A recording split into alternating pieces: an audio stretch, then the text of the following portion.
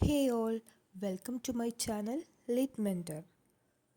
കമലദാസ് എഴുതിയ an introduction എന്ന കവിതയാണ് ഇന്ന് നമ്മൾ ഡിസ്കസ് ചെയ്യുന്നത്. ഇൻട്രൊഡക്ഷൻ എന്നാൽ പരിചയപ്പെടുത്തലാണ്. കമലദാസിനെ അറിയാത്തവരായിട്ട് ആരും തന്നെ ഉണ്ടാവില്ല. ഇവിടെ പോയറ്റ് തന്നെ പരിചയപ്പെടുത്തുകയാണ്.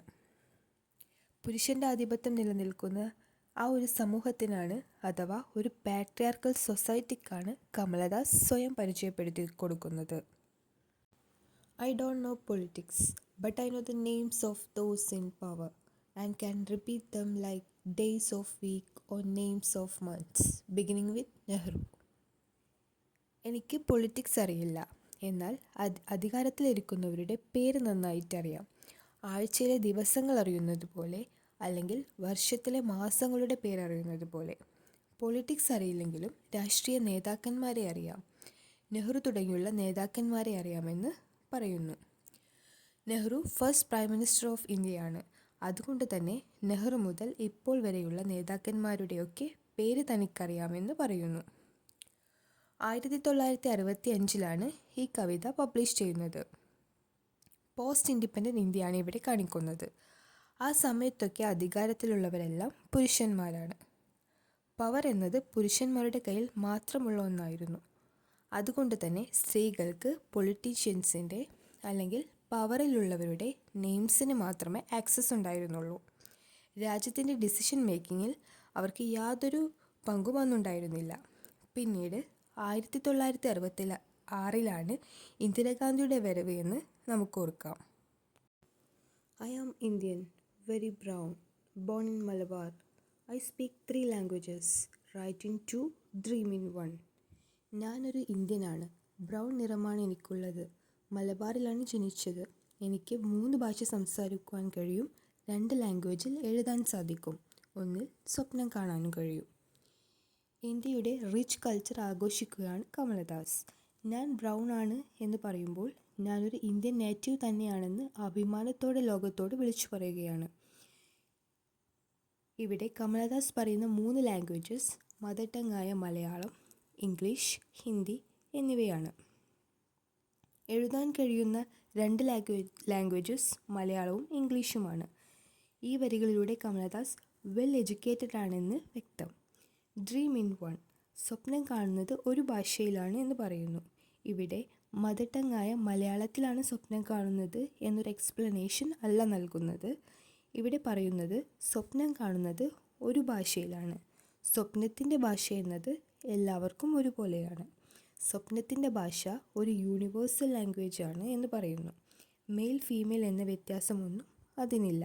കൂടാതെ എഡ്യൂക്കേറ്റഡ് ആയ പുരുഷന്മാരെക്കാളും താൻ ഒട്ടും താഴെയല്ല എന്ന് പറയുവാനും ശ്രമിക്കുന്നതായി കാണാം. Don't write in English, they said. English is not your mother tongue. Why not leave me alone? Critics, friends, visiting cousins. Don't write in English, they said. അവരാണ് പറയുന്നത് ഇംഗ്ലീഷ് ഭാഷയിൽ എഴുതരുത് എന്ന്. Everybody has N opinion on the life of the woman. ഒരു സ്ത്രീയുടെ ജീവിതത്തിൽ മറ്റുള്ളവരാണ് അവൾ എന്ത് ചെയ്യണം ചെയ്യരുത് എന്നതിനെക്കുറിച്ച് അഭിപ്രായങ്ങൾ പറയുന്നത്. ഇംഗ്ലീഷ് ഭാഷയിൽ എഴുതരുത് എന്ന് അവർ പറഞ്ഞു. ഇംഗ്ലീഷ് നിൻ്റെ മാതൃഭാഷയല്ല. എന്നെ ഒന്ന് വെറുതെ വിടാമോ എന്നാണ് ഇവിടെ കമലദാസ് അവരോട് ചോദിക്കുന്നത്. ആരോടാണ്? ക്രിട്ടിക്സിനോട് അഥവാ വിമർശകരോട്, ഫ്രണ്ട്സിനോട്, തന്നെ കാണാൻ വരുന്ന കസിൻസിനോട്, അങ്ങനെ എല്ലാവരോടും കമലദാസ് ഈ ചോദ്യം തിരിച്ചും ചോദിക്കുന്നു. അവരൊക്കെ കമലദാസിനോട് ഇംഗ്ലീഷിൽ എഴുതരുത് എന്ന് പറയുമ്പോഴും എന്നെ ഒന്ന് വെറുതെ വിടാമോ എന്നാണ് കമലദാസ് ചോദിക്കുന്നത്. എന്തുകൊണ്ടാണ് ഇവരൊക്കെ കമലദാസിനോട് ഇംഗ്ലീഷിൽ എഴുതരുത് എന്ന് പറയുന്നത്? നമ്മൾ ആദ്യം പറഞ്ഞതുപോലെ 1965 ഈ കവിത പബ്ലിഷ് ചെയ്യുന്നത്. പോസ്റ്റ് ഇൻഡിപെൻഡൻറ്റ് ടൈമാണ്. അതുകൊണ്ട് തന്നെ ബ്രിട്ടീഷുകാരുടെ ഭാഷ ആയതുകൊണ്ടാണ് കമലദാസിനോട് ഇംഗ്ലീഷിൽ എഴുതരുത് എന്ന് അവർ ആവശ്യപ്പെടുന്നത്. Why not let me speak in any language I like? The language I speak becomes mine. It distortions, it queernesses, all mine, mine alone.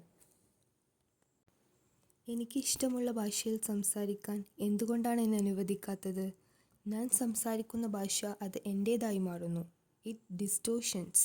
Distortions എന്നാൽ ഒറിജിനൽ ഫോമിലുള്ള ഒന്നിനെ നാം പല രീതിയിലുള്ള മാറ്റങ്ങൾ വരുത്തി മറ്റൊന്നാക്കുന്നതാണ്. ഇറ്റ് ക്വയർനെസ്സസ്, അതിൻ്റെ അപൂർവത എൻ്റേതാണ്, എൻ്റേത് മാത്രമാണ്. കാരണം ഇംഗ്ലണ്ടിലുള്ള ഒരാൾ ഇംഗ്ലീഷ് സംസാരിക്കുന്നതും ഇന്ത്യക്കാരൻ ഇംഗ്ലീഷ് സംസാരിക്കുന്നതും തമ്മിൽ ഒരുപാട് വ്യത്യാസമുണ്ട്. അതുകൊണ്ട് തന്നെ അവനവൻ ഉപയോഗിക്കുന്ന ഭാഷ അത് അവനവൻ്റേത് മാത്രമായി മാറുന്നു. കമലദാസ് പറയുന്നത് ഒരു ഭാഷയും ഒരു കൂട്ടരുടെയും സ്വന്തമല്ല. ആരാണോ ഭാഷ ഉപയോഗിക്കുന്നത് അത് അവരുടെ ഭാഷയായി മാറുന്നു. It is half English, half Indian, funny perhaps, but it is honest. It is as human as I am human, don't you see. ചിലപ്പോൾ ഞാൻ എഴുതുന്നത് ഹാഫ് ഇംഗ്ലീഷിലായിരിക്കാം, ചിലപ്പോൾ ഹാഫ് ഇന്ത്യനിലായിരിക്കാം. അത് മറ്റുള്ളവർക്ക് ഫണ്ണി ആയിട്ട് തോന്നാം, എന്നാൽ അത് ഓണസ്റ്റാണ്. ഞാൻ ഉപയോഗിക്കുന്ന ഭാഷയിലെ മാറ്റങ്ങൾ എൻ്റേതാണ്, എൻ്റേത് മാത്രമാണ്. അതിലെ പുതുമയും അപൂർവതയുമൊക്കെ എൻ്റെ സ്വന്തമാണ് എന്നാണ് കമലദാസ് പറയുന്നത്. അത് ചിലപ്പോൾ ഹാഫ് ഇംഗ്ലീഷ് ആവാം, ഹാഫ് ഇന്ത്യൻ ആവാം. കംപ്ലീറ്റ് ഇംഗ്ലീഷ് ആയിരിക്കില്ല ഞാൻ ഉപയോഗിക്കുന്നത്. അത് പെർഫെക്റ്റ് അല്ല, മനുഷ്യനെ പോലെ തന്നെയാണ്. ഞാൻ ഉപയോഗിക്കുന്ന ഭാഷയും ഇംപെർഫെക്റ്റ് ആണ്. എന്നെപ്പോലെ തന്നെ ഞാൻ ഉപയോഗിക്കുന്ന ഭാഷയും ഇംപെർഫെക്റ്റ് ആണ്. നിങ്ങളത് കാണുന്നില്ലേ? ഡോണ്ട് യു സീ എന്നാണ് കമലദാസ് ചോദിക്കുന്നത്. അപ്പോൾ താൻ എഴുതുന്നത് ചിലപ്പോൾ ഇംപെർഫെക്റ്റായി പോയേക്കാം, എന്നാൽ അത് അതിൻ്റെ ശരിയായ ഫോമിലാണുള്ളത്. ഒരു മനുഷ്യനെ പോലെ. മനുഷ്യൻ എപ്പോഴും പെർഫെക്റ്റ് ആയിരിക്കില്ല. ശരിയും തെറ്റുകളുമുണ്ട്. എന്നാൽ ശരിയും തെറ്റുകളും ചെയ്യുമ്പോഴാണ് മനുഷ്യൻ മനുഷ്യനാവുന്നത്. It voices my joys, my longings, my hopes, and it is useful to me as going is to cross or roaring to the lands. It is human speech, the speech of the mind that is here and not there, a mind that sees and hears and is aware. ഞാൻ ഉപയോഗിക്കുന്ന language express ചെയ്യുന്നത് എൻ്റെ ജോയ്സ് ആണ്, സന്തോഷമാണ്, എൻ്റെ ലോങ്ങിങ്സ് ആണ് അഥവാ എൻ്റെ ആഗ്രഹങ്ങളാണ്, എൻ്റെ ഹോപ്സ് എൻ്റെ പ്രതീക്ഷകളാണ്. എൻ്റെ ലാംഗ്വേജ് എനിക്ക് വളരെ ഉപകാരപ്രദമാണ്, യൂസ്ഫുള്ളാണ്. എങ്ങനെയൊക്കെ? ഒരു കാക്കയ്ക്ക് തൻ്റെ ശബ്ദം പോലെ, സിംഹത്തിന് തൻ്റെ ഗർജനം പോലെ. ഇത് മനുഷ്യൻ്റെ ഭാഷയാണ്. താൻ ഉപയോഗിക്കുന്ന ഇംഗ്ലീഷ് ലാംഗ്വേജ് മനുഷ്യൻ്റെ ഭാഷ തന്നെയാണ്. കാണുകയും കേൾക്കുകയും ബോധവുമുള്ളതുമായ മനുഷ്യൻ്റെ മനസ്സിന് മനസ്സിലാവുന്ന language. Not the deaf, blind speech of trees in storm or of monsoon clouds or of rain or the incoherent mutterings of the blazing funeral pyre. അല്ലാതെ സ്ട്രെയിഞ്ച് ആയ ഒന്നല്ല. കാറ്റത്ത് ആടി ഉലയുന്ന മരം പറയുന്ന ലാംഗ്വേജ് നമുക്ക് കാണാനോ കേൾക്കാനോ ഒന്നും കഴിയാത്തതാണ്. അത് നമുക്ക് ഗ്രഹിക്കാൻ കഴിയില്ല. മഴമേഘങ്ങളുടെ ഭാഷയും നമുക്ക് തിരിയില്ല. മഴയുടെ ഭാഷയും അങ്ങനെ തന്നെ. ഫ്യൂണറൽ പയർ എന്നാൽ ചിത എന്നാണ്. ചിതയെരിയുന്ന ആ ചിതയുടെ ഭാഷയും മനുഷ്യന് മനസ്സിലാക്കാൻ കഴിയുന്ന ഒന്നല്ല. എന്നാൽ താൻ ഉപയോഗിക്കുന്ന ഭാഷ മനുഷ്യന് മനസ്സിലാക്കാൻ കഴിയുന്നതാണ്. അതുകൊണ്ട് തന്നെ മറ്റുള്ളവർ എന്തിനാണ് തന്നെ കുറ്റപ്പെടുത്തുന്നത് എന്നാണ് കമലദാസിൻ്റെ ചോദ്യം. I was child and later they told me I grew, for I become tall, my limbs swelled and 1 or 2 places sprouted hair. And later they told me I grew. പിന്നീട് അവർ പറഞ്ഞു ഞാൻ വളർന്നുവെന്ന്. ഇവിടെയും നമുക്ക് കാണാം ഒരു പാട്രിയാർക്കൽ സൊസൈറ്റിയാണ് സ്ത്രീയോട് അവളുടെ ജീവിതത്തെക്കുറിച്ചുള്ള കാര്യങ്ങൾ പറഞ്ഞു നൽകുന്നത്. ഇവിടെ ഫിസിക്കലായ വളർച്ചയ്ക്ക് മാത്രം പ്രാധാന്യം കൊടുക്കുന്ന ഒരു സമൂഹത്തെയാണ് നമുക്ക് കാണാൻ കഴിയുന്നത്. കുട്ടിയായിരുന്ന അവൾ മനസ്സുകൊണ്ട് ചെറുതായിരുന്നുവെങ്കിലും ബോഡിയുടെ വളർച്ച മാത്രം നോക്കി അവർ വലുതായിരിക്കുന്നുവെന്ന് സമൂഹം കൽപ്പിച്ചിരിക്കുന്നു. When I asked for love, not knowing what else to ask, for he drew a youth of 16 into the bedroom and closed the door. He did not beat me, but my sad woman body felt so beaten, the weight of my breast and warmth crushed me. I shrank pitifully. മറ്റെന്ത് ചോദിക്കണമെന്ന് അറിയാതെ നിന്ന അവൾ സ്നേഹം ചോദിച്ചപ്പോൾ husband അവളെ വലിച്ചുകൊണ്ട് റൂമിലെത്തി കതകടച്ചുവെന്ന് പറയുന്നു. ഇവിടെ അവൾക്ക് മറ്റെന്താണ് ചോദിക്കേണ്ടത് എന്നറിയില്ല. കരിയറിനെ കുറിച്ചോ അല്ലെങ്കിൽ തനിക്ക് പഠിച്ചു വലിയൊരാളാകണമെന്നും ഇതിനപ്പുറം മറ്റൊരു ജീവിതമുണ്ട് എന്നും അന്ന് അവൾക്ക് അറിയില്ല. ഇവിടെ വീണ്ടും ഫിസിക്കൽ ലവിന് മാത്രം പ്രാധാന്യം നൽകുന്ന സിറ്റുവേഷനാണ് കാണുന്നത്. ഇവിടെ തൻ്റെ വേദനകളെക്കുറിച്ച് പറയുമ്പോൾ സ്ത്രീ സമൂഹത്തെ മുഴുവൻ റെപ്രസെൻറ്റ് ചെയ്യുകയാണ്. ചെറിയ പ്രായത്തിൽ തന്നെ വിവാഹം കഴിക്കേണ്ടി വരുന്നവരുടെ വിഷമതകൾ തുറന്നു കാട്ടുന്നു. തൻ്റെ ഹസ്ബൻഡ് തന്നെ അടിക്കുകയൊന്നും ചെയ്തില്ല, എങ്കിലും ഒരുപാട് ദുരിതങ്ങൾ സ്ത്രീ എന്ന നിലയിൽ അവൾക്ക് അനുഭവിക്കേണ്ടതായി വന്നു. തൻ്റെ സ്ത്രീ ശരീരത്തെ പോലും അവൾ വെറുക്കാൻ തുടങ്ങി. Then I wore a shirt and my brother's trousers, cut my hair short and ignored my womanliness. Dress in sarees, be girl, be wife, they said. Be embroiderer, be cook, be a quarreler with servants. Fit in, oh, belong, cry the categorizers. Don't sit on walls or peep in through or lace-draped windows. ഇതിനെയൊക്കെ മറികടക്കാൻ അവൾ പുരുഷനെ പോലെയാകുവാൻ തീരുമാനിച്ചു. അവളുടെ സ്ത്രീത്വം എന്നത് ഉപേക്ഷിക്കുവാൻ അവൾ തീരുമാനിച്ചു. Shirt ധരിക്കാൻ തുടങ്ങി, ബ്രദറിൻ്റെ ട്രൗസർ ധരിച്ചു, മുടി ഷോർട്ടായി കട്ട് ചെയ്തു. താനൊരു സ്ത്രീയാണെന്നുള്ള ചിന്ത മറക്കാൻ ആരംഭിച്ചു. എന്നാൽ സമൂഹം വീണ്ടും അവളോട് പറയുവാൻ തുടങ്ങി, സാരി ധരിക്കൂ, ഒരു പെണ്ണാകൂ, ഒരു ഭാര്യയാവൂ എന്നവർ പറഞ്ഞു. എംബ്രോയ്ഡറി ചെയ്യുന്ന ഒരാളാകൂ, കുക്ക് ചെയ്യൂ, സെർവൻസിനോട് അനാവശ്യമായി അടിയുണ്ടാക്കുന്ന ഒരുവളായി മാറൂ. ഇതൊക്കെയാണ് നിന്റെ ജോലി. ഇതിൻ്റെ അപ്പുറത്തേക്ക് ഒന്നിനെക്കുറിച്ചും നീ ചിന്തിക്കേണ്ട. Fit in, oh, belong, cried the categorizers. ഇവർ ആവശ്യപ്പെടുന്ന ഈ ഗ്രൂപ്പിലേക്ക്, ഇപ്പോൾ പറഞ്ഞ ഈ മാനദണ്ഡങ്ങളൊക്കെ പാലിക്കുന്ന ഈ ഗ്രൂപ്പിലേക്ക് ഉൾപ്പെടൂ എന്നാണ് അവർ പറയുന്നത്. മതിലിൽ കയറിയിരിക്കാതെ, ഞങ്ങളുടെ വിൻഡോസിലേക്ക് ഒളിഞ്ഞു നോക്കാതെ, അതായത് മറ്റുള്ളവരുടെ ജീവിതത്തിലേക്ക് ഇടപെടാതെ, മറ്റൊരാളുടെ ലൈഫിനെ കുറിച്ച് ഒരു അഭിപ്രായവും പറയുവാനും നിനക്ക് അവകാശമില്ല. സ്ത്രീ എന്ന നിലയിൽ നിനക്ക് അതിന് അവകാശമില്ല എന്ന് വീണ്ടും വീണ്ടും സമൂഹം അവളോട് പറയുന്നു. Be Ami or be Kamala, or better still be Madhavikutty. It is time to choose a name, a role. Don't play pretending games. Don't play at schizophrenia or be a nympho. Don't cry embracingly loud when jilted in love. ഒന്നല്ലെങ്കിൽ നീ ആമിയാകൂ, അല്ലെങ്കിൽ കമല എന്ന സ്ത്രീയാകൂ. ഇതൊന്നും അല്ലെങ്കിൽ മാധവിക്കുട്ടിയായി നിൽക്കൂ. അതാണ് better എന്ന് പറയുന്നു.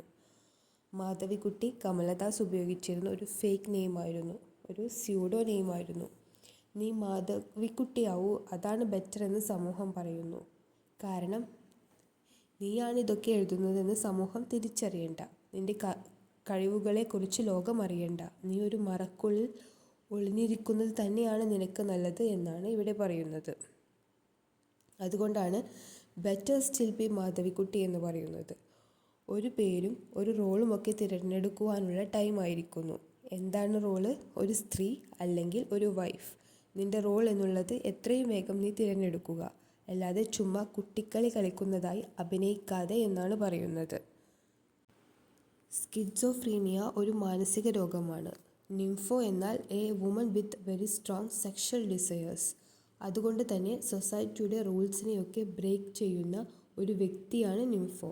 അതിനാൽ സമൂഹം അവളോട് ഒരു മാനസിക രോഗിയോ ഒരു നിംഫോ ആവാതെ എത്രയും വേഗം ഭാര്യയാണോ സ്ത്രീയാണോ എന്നുള്ള റോൾ തിരഞ്ഞെടുക്കൂ എന്നാണ് പറയുന്നത്. ജിൽറ്റഡ് എന്നാൽ റിജക്റ്റ് ചെയ്യപ്പെടുകയാണ്.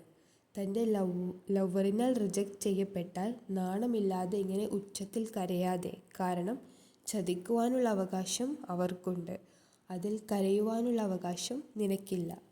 തൻ്റെ വിഷമതകൾ പോലും തുറന്നു കാണിക്കാനുള്ള ഫ്രീഡം ഒരു സ്ത്രീക്കില്ല എന്ന് സമൂഹം അവളെ വീണ്ടും വീണ്ടും ഓർമ്മപ്പെടുത്തുന്നു.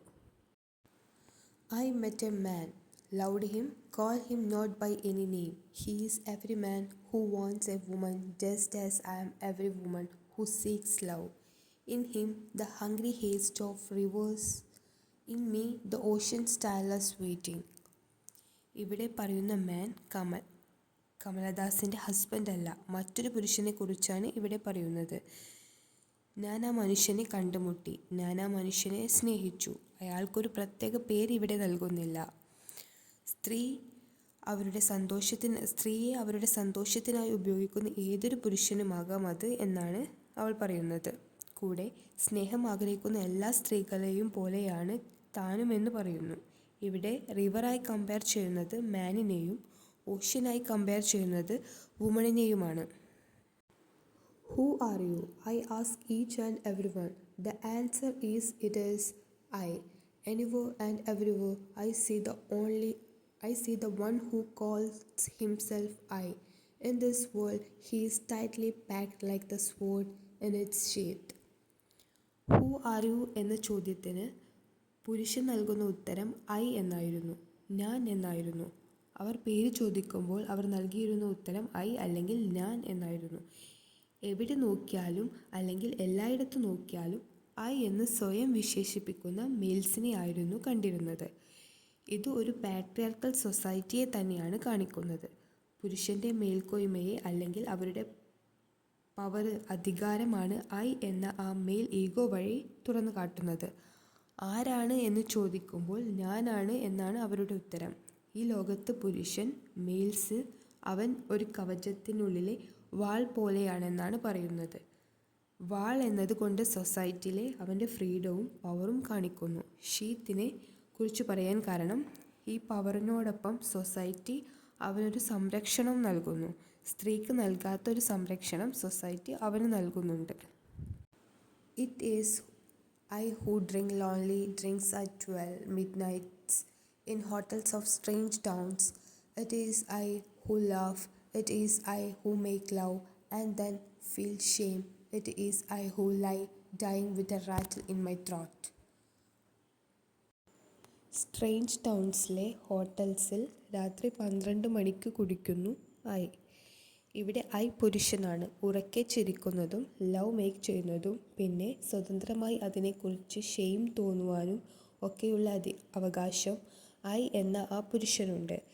എന്നാൽ അവസാനത്തെ ഐ എന്നത് സ്ത്രീയെക്കുറിച്ചാണ്. റാറ്റിൽ എന്നാൽ തൊണ്ടയിലെ കരകരപ്പ്. ഈ ഫ്രീഡത്തിൻ്റെ ഒക്കെ ഡിസഡ്വാൻറ്റേജ് അനുഭവിക്കുന്നത് സ്ത്രീയാണ് എന്ന് പറയുന്നു. തൊണ്ടയിലെ കരകരപ്പോടെ മരിക്കേണ്ടി വരുന്നതും സ്ത്രീ എന്ന് വ്യക്തമാണ്. I am sinner, I am saint. I am the beloved and the betrayed. I have no joys that are not yours, no acts which are not yours. I too call myself I. ഞാൻ പാപിയാണ്, ഞാൻ വിശുദ്ധയാണ്, ഞാൻ സ്നേഹിതയാണ്, ഞാൻ ചതിക്കപ്പെട്ടവളാണ്. ഇവിടെ Sinner എന്നത് സ്ത്രീയെയും saint എന്നത് പുരുഷനെയുമാണ് കാണിക്കുന്നത്. കാരണം എല്ലാ തെറ്റുകൾക്ക് ശേഷവും എപ്പോഴും പാപി എന്ന മുദ്ര കുത്തപ്പെടുന്നത് സ്ത്രീയാണ്. നിങ്ങൾക്കില്ലാത്ത സന്തോഷം എനിക്കില്ല, നിനക്കില്ലാത്ത ദുഃഖങ്ങളും എനിക്കില്ല.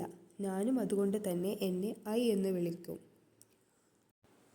ആദ്യം കവിതയിൽ പറഞ്ഞിരുന്നത് മെയിൽസാണ് സ്വയം ഐ എന്ന് വിശേഷിപ്പിക്കുന്നത്.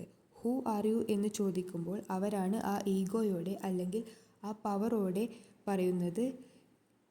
എന്നാൽ പോം എൻഡ് ചെയ്യുമ്പോഴേക്കും കമലദാസ് മെയിൽ ഫീമെയിൽ എന്നുള്ള ആ വ്യത്യാസമേ ഇല്ലാതാക്കിക്കൊണ്ട് സ്ത്രീകൾക്കും ഐ എന്ന് സ്വയം വിശേഷിപ്പിക്കാനുള്ള അധികാരമുണ്ട് എന്ന് പറയുന്നു. അതുകൊണ്ട് തന്നെ ഈ കവിത പാട്രിയാർക്കൽ സിസ്റ്റത്തിന് എതിരെയുള്ള മാസ്റ്റർപീസ് തന്നെയാണ്.